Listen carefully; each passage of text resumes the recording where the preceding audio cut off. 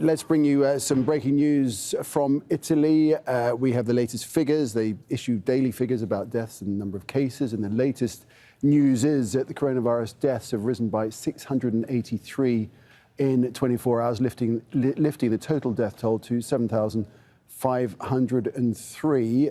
Yesterday, the death toll rose by 743. So that is a drop. And previously, yesterday, on Monday and Sunday, there had been a drop from Saturday's death toll of 793. And the total number of cases now has risen to 74,386 from 69,176 on Tuesday.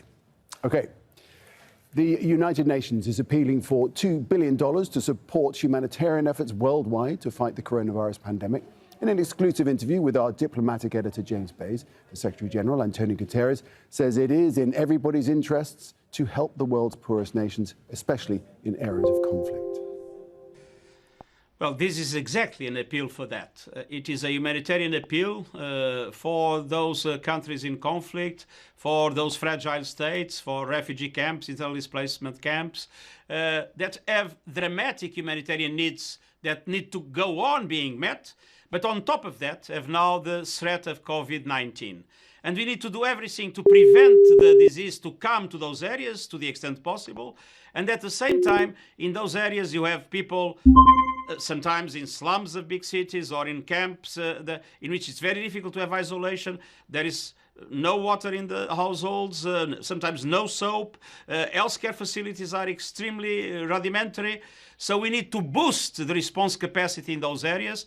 That's why we have asked and we mobilized all UN agencies, the Red Cross, Red Crescent Movement, a large number of NGOs. We mobilized all to work together and with those funds, with those $2 billion, to make sure that we are able to have a strong push for prevention in those vulnerable areas, and at the same time to bring the equipment that is required, ventilators, tests, suits for the staff to allow for contact with people impacted. You've called for a global ceasefire in conflict zones, but let me give you a couple of examples. In recent weeks, things have been going in the opposite direction in some of those conflicts. Let me ask you how worried you are about the increase in hostilities in Yemen. Well, I am, even if one of the most important movements in Yemen has declared that they would accept the ceasefire or that the appeal of ceasefire. We have other armed movements in other parts of the world saying that they would be ready to abide by it. All our special representatives and envoys everywhere in the world are pushing to make sure that this appeal is translated